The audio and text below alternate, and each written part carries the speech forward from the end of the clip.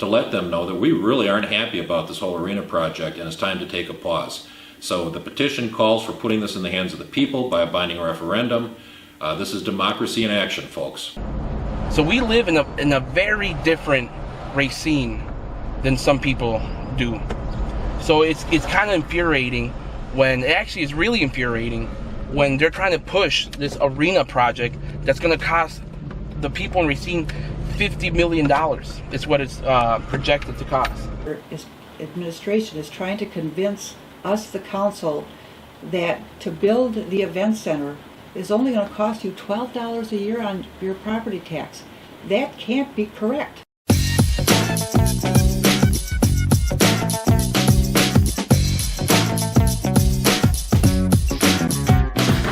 Well, it's Monday. You're back and so are we. It's time for Talkin' Racine with Mr. George Myers. Morning. Mr. Jim Spodek. Morning. And Dr. Ken Jorgen, your host.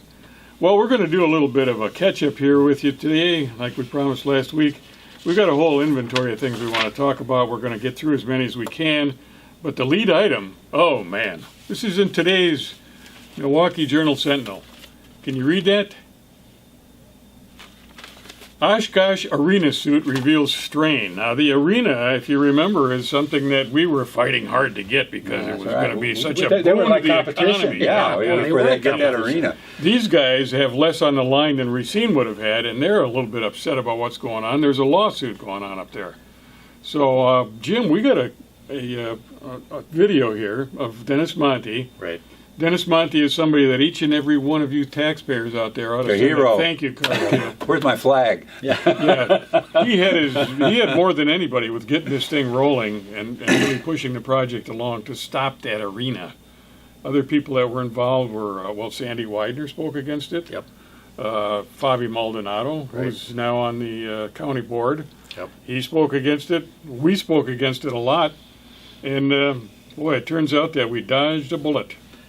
Now you get a little bit of history on that, though. If you remember right, when Dickert resigned as mayor, Corey Mason came in and spoke, and I think you had an article from the Gateway Technical paper that talked about, he was going to continue on with the arena that Dickert had put forward and Machinery Row, and both have turned out to be absolute disasters and would have been. Machinery Row is that's a whole other story, but the arena was really a dodging of the bullet. That was, I think at the time, was it $50 or $55 million? 50, yeah. And I think it had been going up from 40 million. Yeah.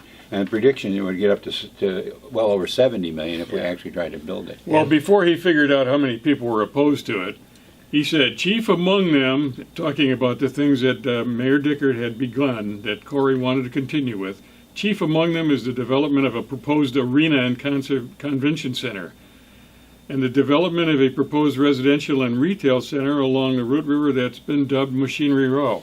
Well, I'll tell you what, you listen to some of these things we got to say. Corey is the acolyte for John Dickert. John Dickert, I think we all agree, was a disaster of a mayor. And Corey is, in my estimation, less knowledgeable and less competent. and that's hard to do. Yeah, so go ahead and right. and flip them videos on for our viewers. Okay, folks, the time has arrived. The petitions for putting a referendum on the ballot to stop the spending on the arena, conference center, convention center, event center are here to let them know that we really aren't happy about this whole arena project and it's time to take a pause. So the petition calls for putting this in the hands of the people by a binding referendum. This is democracy in action, folks. In order to build that event center in its current state, $60 million that will go on our credit card. The city administration is trying to convince us, the council, that to build the event center is only going to cost you $12 a year on your property tax. That can't be correct. My position has been clear with the event center. Something of this magnitude that is going to burden the taxpayers for the next 30 years just to pay for it, and then for infinity to operate and maintain it. You deserve to have a voice in whether or not that project moves forward. So we live in a very different Racine than some people do. So it's kind of infuriating when, it actually is really infuriating when they're trying to push this arena project that's going to cost the people in Racine $50 million. It's what it's projected to cost.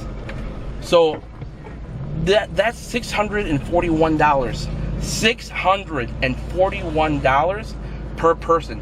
And that's a child. That's your mom. That's your grandmother. You know, people who don't have jobs, who are working 2 jobs. I want to ask you something. Can you afford another $641? I think for the most part, not everybody can. That's somebody's rent, you know. That's, dude, it's insulting.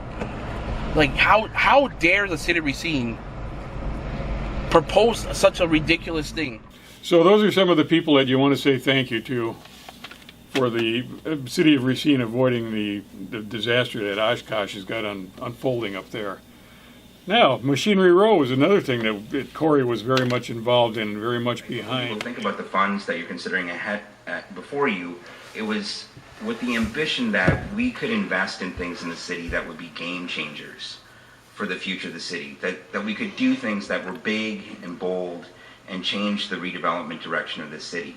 And that's what you have in front of you, members of the council, an opportunity to do something big and bold that would literally change the way people think about downtown and the river, and I'd even argue the city itself. So I can't think of a more appropriate use of the funds than a big project like this. And I would even challenge you, if it's not for a big and bold project like this, what would you fund it? That's gone now. That's completely kaput. They've cleared the property. They tore down all those buildings that were historic at one point, and then all of a sudden they became completely worthless. Now, the story cleaned out the treasury too, as I believe. Yeah, well, they bonded for $2.9 million to do that demolition. Well, how much would have it total? We're well over $10 million, aren't we? Oh, well over. Yeah, Yeah, I mean, there's like $13 million that have left everybody's pockets here to go towards that whole disaster. And it ain't over. I mean, there's a lot of money coming down the pike yet that's going to be out of your pocket over that particular project. Now, the thing that happened down there when they cleared off of the property, the company that did that was going to offset the cost of demolition with the profits that they got from the recyclable materials. They had timber down there that was ancient forest quality stuff. Very good stuff. And old iron and steel they don't make the quality of that stuff that much more anymore either. I did a little bit of admittedly layman's investigation into this. The steel that's down there was probably worth $242,000. Another $5,000 worth of aluminum. But then when you get to the lumber, the flooring, the maple flooring, and the heart pine timbers, I come up with about $3.2 million worth of heart pine and another $3 million worth of maple flooring. All told, the best I can tell, there's probably about $6.5 million worth of recyclable materials that were taken out of that site. So keep an eye on that and see what comes back to the city of Racine in credits for the demolition of that. We don't know yet, and we're watching for you. Well, so far we've got how much in the demolition? I believe it's about 2.9 million. An actual outflow of cash. That was very sought after lumber. You know, very sought after. Matter of fact, they call it a gold mine in the lumber industry. I mean, it was well covered across the nation as to what Racine, Wisconsin just gave up as far as restoration of lumber and some of that. That was still, because there was 2 floors in that, I think it was the 900 building. I think there was 2 floors. So you had your floor that was used as, you know, for machinery, but under that was another one, which was virgin timber and unstamped yet, still had the lumber yard stamps in it. Beautiful lumber. It was considered a gold mine of lumber. So you know, where all the dollars kind of fall out, and then I go back to the fact that, you know, they're walking through, these were unique buildings that were going to be on the National Historic Register, and they were going to get $9 million in tax credits to renovate these buildings, but then yet, it switches. All of a sudden it switches, and now they're junk, and we've got to take them out of here. I mean, it is what you call poor management by the city officials. That was a disaster from the beginning. And it continues to be a disaster for the citizens and the taxpayers. And we're going to watch it close, because that's one of my pet peeves, is the amount of money that's been spent on that development and the results of that development, I mean, it was fraud, and there was misappropriation of funds. There's a ton of violations there that we can lead into. Well, and the next. we've got another video coming up with our friend Dennis Monte, who Exactly. filed a criminal complaint about the activities that took place down on Machinery Row, and that was a year and a half ago or more. It was April of 2017. Folks, just to give you a little update on where we're at with the criminal complaint against Mayor Dickert, Scott Lettany, and Tom Friedel. As you know, I filed a criminal complaint, or you may not know, April 12th I filed a criminal complaint against them for fraud, and gave it to the district attorney with the promise that she was going to hand it to a Lieutenant Schumann. Day 5, I called for a complaint number. That was on the 17th. Didn't receive anything. We don't have a complaint number. We don't know where it is. Day 13, I got a call from Investigator Mihalik. And he told me that the complaint had first gotten into his hands. Now this is 2 weeks after it was supposed to go right into an investigator's hands, and now someone else is handling it. He also told me that he was going to be meeting with the county DA, Trish Hansen, this coming Monday, May 1st, to discuss the complaint with her. Now that's after he has done, if he devoted the entire 3 days to this complaint, he's only got 3 days of investigation in on this. He's already discussing it with the district attorney. I think that's a little fishy. Personally, I think the sheriff's department's over the head on this complaint. It's very hard for somebody to digest 100 pages of contracts, financial reports, emails, and try to get their head wrapped around it, particularly in 3 days. About a year and a half. So again, where is the complaint? I file a complaint with the sheriff's department, and it's not investigated. Why?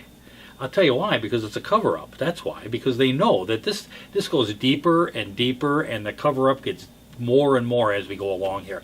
And the funny thing about it, we've been talking about this for a year and a half.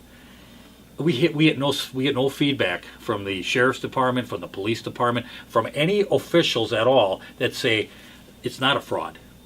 Because it is fraud. It's mortgage fraud, it's misappropriation of funds, it's fraudulent writings. There's a number of things here, but nobody challenges us on this. Well, if it was so obviously non-criminal, then they could very easily say, "Well, there was nothing criminal going on down there." Thanks, guys. Tell me it's not. Thanks And for tell me where that complaint is. I mean, yeah. Just admit that there was criminal activity and investigate it, or say that there wasn't, and Right. Or investigate it and say, can't find anything. we can't find anything here. Yeah. That complaint is hanging out there. So there's a complaint hanging out there, but there's no resolution to that complaint. Why? If there's no problem, tell us there's no ongoing investigation for Dennis Monte as to finding out what's happening to this complaint. So I want to give the guy a lot of credit. He's behind the scenes and he's doing these things, and there's a couple other people out there that we'll get to later on that are really kind of working the sidelines, you might say, but they're doing some important work, and I think Dennis is doing that, and hopefully we can get him on a show. He did a Real soon. terrific job in the arena. I mean, he did. rescued the city from the arena, and getting started on this lawsuit on Machinery Row is some more work he's been doing behind he the did a scenes. great job on that complaint. I mean, it was very, very thorough, and it was very easy to understand. And hard for the officials up there to just throw away Exactly. Yeah. because it was so complete. Exactly. For a year and a half, it's been, I don't know who's got that now. Yeah, right. Yeah. But you know what? There's a lot of things that need to be investigated that don't get investigated in this town, and a couple of them involve actually human life. And I'm speaking of Dante Shannon and Tyrese West. It's now been 65 days since Tyrese West was killed on the 15th of June. 65 days. And the police department of Mount Pleasant has never come out and acknowledged whether or not there was a body cam on that officer. If there wasn't one, it would be very easy to say there wasn't one. So we're pretty much inclined to believe that there probably was one. So why isn't it being acknowledged? And why isn't the footage being shown? There's something very, very fishy going on with both of these killings. I mean, we've heard credible reports from several directions explaining to us that this really needs to be investigated, and we're calling for an investigation. We've been calling for an investigation. So tonight is an update on that. We want to get to the bottom of why these two citizens were killed. And we also like to be pushing forward with this idea of using the body cams. Both the Sheriff's Department and the City of Racine Police Department have come up with procedures now for the body cams. I'm not sure any of them reached their final ultimate. This is the totality of what we're going to be doing yet. I think they're still both parting in discussion. So therefore, my comments are still pertinent, that I still feel, and I know there's other people that agree with me because we've talked with some, that feel that the body cam should go on when the officer goes on duty. He's on duty now. He's got that uniform on. It's very obviously he is now working for the city. His time is now the city's, and the taxpayers are paying him for his time, and he should be on camera at all times, just be the nature of his duty. And that includes, I would say, and others agree with me, that it's all times except maybe when you're going to the bathroom. But otherwise, when you're taking a quick break, your conversation may have pertinent things there that are being discussed. And certainly any other time you're in any type of action, the preparation for the actual action itself, and subsequent to the whatever went on, the traffic stop or whatever, all of that should be on record, and there's no problem with it being on record. Some have had expressed a concern about secret things, confidential things that they don't want recorded. Hell, record it. And you can keep it all confidential, and if somebody wants it, then you're subject to open records request. Let it go to a judge who looks at it and decides whether or not it's confidential. Just don't have it a one side of the story, confidentiality thing, the side of the police.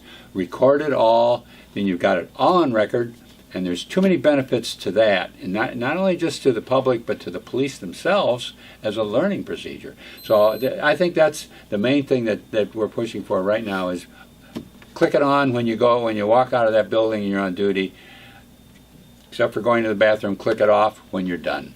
Hey, body cams protect everybody. They protect the cops, they protect the citizens, and there's absolutely no reason why that shouldn't be going on. I mean, nobody has a problem with the employees at Amazon being on camera all the time. Right, and none of them carry guns, and none of them are being shot at. So, I mean, I think it's imperative that these cameras, that we have the technology, we've actually paid for the technology, use it. So, enough about body cams. Now we got an update on former Alderman Keith Fair. Right. No, he had him on the show just recently. Mayor Mason told me that he didn't know anything about these things, and to get him a package of information. And at that particular time, I said, yes, I will do that. Where are all of these boxes that the city got with all of these racist emails in them and all of these different things? Mayor Mason doesn't know anything about it, but we do know that Scott Ledney was very implicit in everything that went on with that lawsuit. So the question would be to Scott Ledney, where are all of the boxes of work product with the negative depositions and the racist emails? Why didn't you tell, or why don't you tell, and you're supposed to be Mayor Mason's legal counsel, right sitting next to him, why don't you tell him where those boxes are with that work product and stuff? And you should have warned him before he put Jeff Cole as the head of that department because he was involved in a suit. And you should have, Scott Ledney, you should have warned him, Mayor Mason, you cannot put this known racist, alleged discriminatory person in the suit that closed down 6 minority bars, and now you're doing it again. And Scott Ledney is very implicit in it, and he needs to be checked at the door. But the only one that seems that can check him at the door would be Mayor Mason, and I believe, and this is my opinion, I'm believing Mayor Mason now, that right now, today as I look in here, I'm believing him. He's told me I didn't see these things. One of the things that he did do, and we received a complaint, I think some of the community members, people out there in the community also received this. It was a packet that he had put together questioning the city of Racine's continued positions and employment of some people in the city of Racine after there were racist emails sent to or distributed among employees in the city of Racine. And he put a packet together. And well, it's the people that were participated in the distribution of these racist comments and took racist positions in their business and personal life. Absolutely. And those, and one of the things that was in that pack, which I thought was kind of interesting, was a comparison between Ferguson, Missouri, and Racine, Wisconsin, and the correlation between the emails. I mean, it is almost, it's scary. It's so close in nature. And of course, we know what happened in Ferguson. And Racine, now with these two latest incidents with the two young men that were shot, I think it's important that those issues are brought to the surface and discussed in an open and legitimate environment that gets a community involvement and really talks about stuff. Because there are some things, there are some individuals, and I think that's going to come out more and more, who those individuals are and what positions they hold in the city with some of these emails. Now, Corey Mason was given that packet, and I know that for a fact because I was subject to some of the information that Keith Fair had gotten. He forwarded it to me, and I see that Corey Mason was given that information. He then now deflected it to the city attorney. Now, the city attorney is the one that has the boxes of that information in his office. Well, he's probably talking with Keith about that, right? I'm sure. I can't hardly believe this. So you deflect it to the city attorney, who is the main source of cover-up. So with Corey Mason, you've got some issues, and I think Keith Fair is going to continue. I highly doubt that, and I mean, I know them all, because I did the documentary, and I know all these people, and I know he's been contacting Thomas Holmes out of Milwaukee, Keith Fair, and I know there has some things that they're working with some of the legislators out of Milwaukee to really look at how are you going to address some of these issues that are facing Racine, and a cover-up is not the way to do it. No, not at all. But, speaking of cover-ups, it doesn't always have to be a cover-up. No. Sometimes things are done in broad daylight, right in your face, and you don't even know that it's happened to you. I'm speaking specifically of Mr. Dave Brown, our Director of Finance here in the city of Racine. My opinion, the guy is a thief. He's guilty of theft.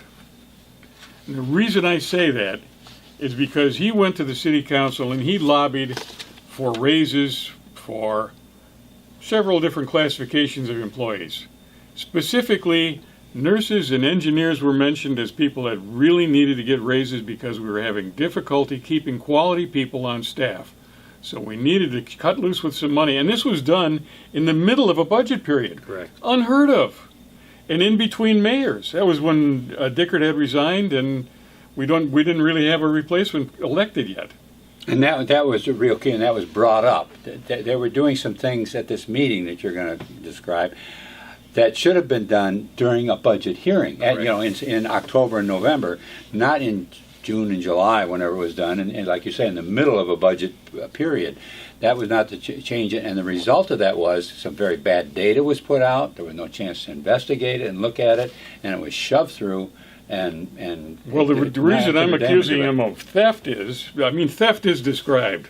Obtains title to property of another person by intentionally deceiving the person with a false representation which is known to be false, made with intent to defraud, and which does defraud the person to whom it was made. Well, the person to whom it was made was the city council. The person that perpetrated the fraud was Dave Brown, and the reason I'm saying he was a fraud is because he came in and talked about how we need to raise the prices, or the salaries of engineers and nurses.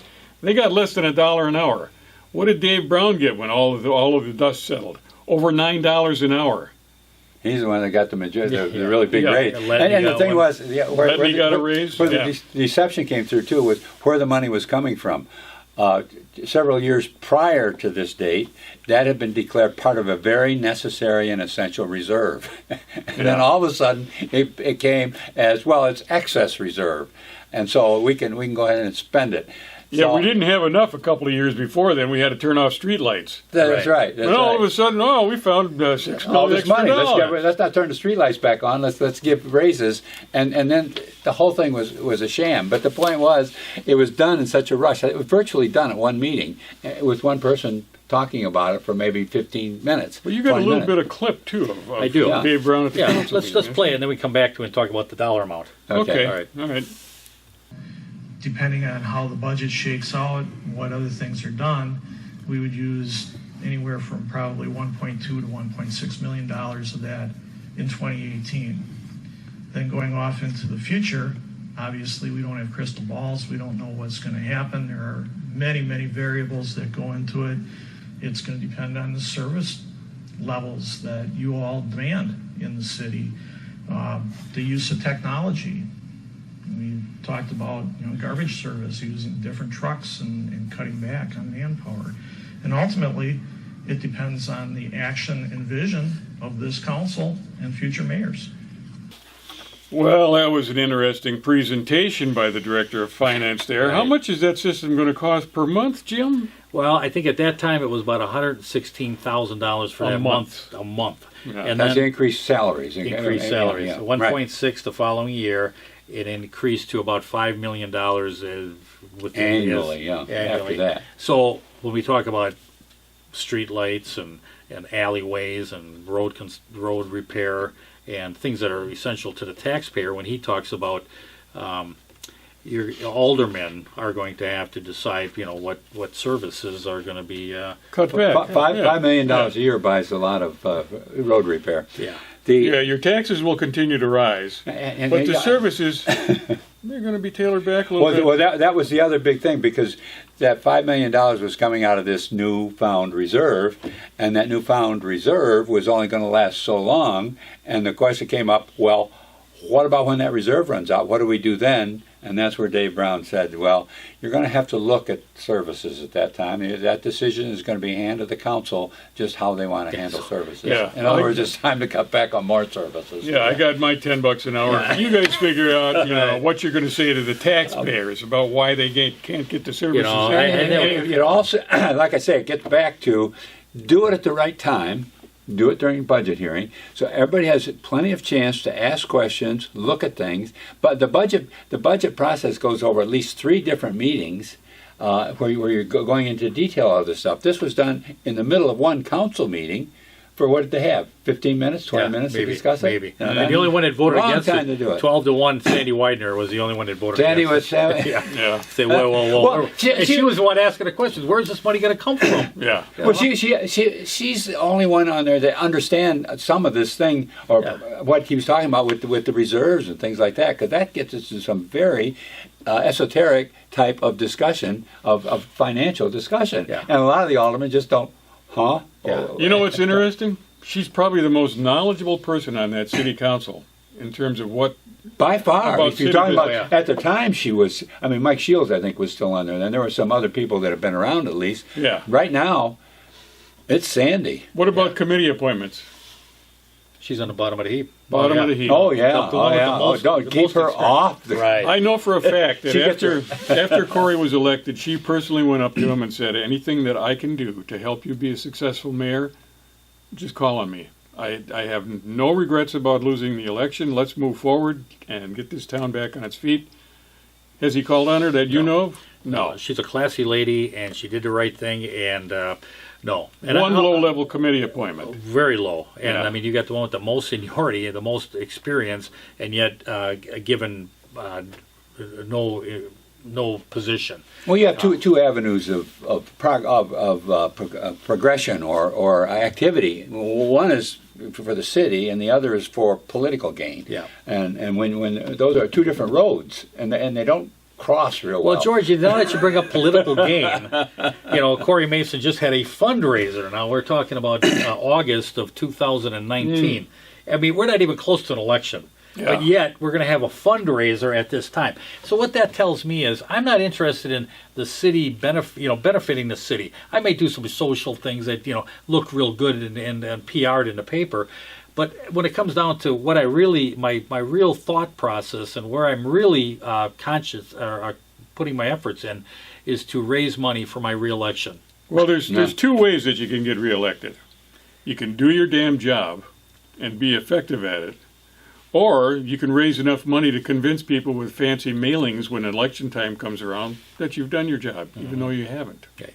And I think we know what he's chosen, Oh, what yeah. route he has chosen. No doubt about Yeah, it. and a bit bothersome too is this 5 or 6 staff members that he's got. What are we up to? $500,000. About $500,000. Yeah, and that's basically all around campaigning and getting reelected. It's not.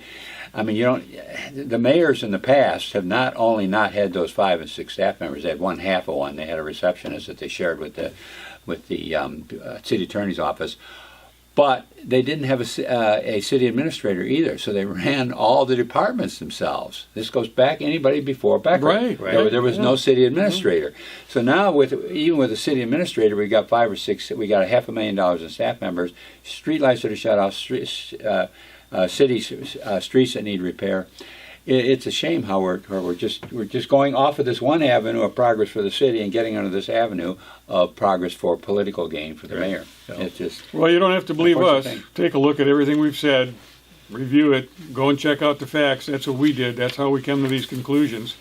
And then when election time comes around, Yeah. Well, we're going to use find common out. sense. The one other thing I'd just like to cover real briefly is this resolution. Yes, absolutely. All right. Absolutely. In the last council meeting, there was a change in a resolution. Jim, you did this. We discussed it last time. Jim brought it out that these tax certificates are issued on private property, and as a result of that, then the RDA through this memorandum of understanding will be given the power to search those houses for environmental problems. Another kind of resolution. Well, it's a resolution directed at the memorandum of Yeah, understanding between the county and the RDA. Right, but the council's resolution was that the RDA would not ask for entry into any residential property.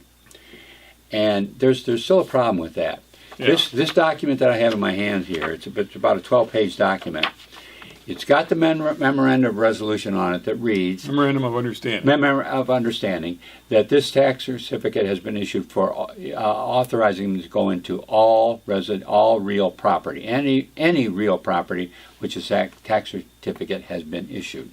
All right, so that was changed by the council's resolution that the RDA would not ask for entry into residential property. The problem is this hard copy is what's going to be on the desk at the RDA, as well as the attached applications, how you get entry to it. That's what they're going to have in their file. This resolution saying no residential property is back in the annals someplace of City Hall that unless you were at the meeting, you might not even know about. And the result can be that this gets very badly misused. Well, if you absolutely trust politicians, you got nothing to worry about. The politicians. Let me just play this. Good idea. This is Molly Jones asking Attorney Letney about a tax certificate. Yeah. I just had one question. Thank you for the city attorney. Do you know how many years a property must be in tax delinquency before they would issue that certificate? It's 3. I believe it's 3 years, ma'am. 3. Thank you. Okay, well, George, I don't think that was exactly right. That was some very bad information. There was a lot of bad information went on in that meeting. That was one real clear example of it. The tax certificate's issued one day after it becomes delinquent. You're given until August 31st to get your taxes paid for the year. On September 1st, the next day, is when the tax certificate gets issued. Right. So that was some very bad information that it takes 3 years. It's one day. And the thing is the council needs to readdress this. And they've got some time now. There was a big rush to get this through for some reason. But now they need to just readdress this, get this memorandum of understanding changed and taken out, specifically said in this document that it will not be applied to residential property. And they have time to do that. They can spend the next 6 months doing it. The problem is that it needs to be done. And just go ahead and let's get it handled. Absolutely. Well, that was fun, huh? Mostly. No. We covered a lot of subjects here today. We're going to come back next week. There's a couple more things that we didn't even have a chance to get to that we're going to be with you next week and talk about. So thanks for being here. Have a wonderful week, and we'll see you next Monday.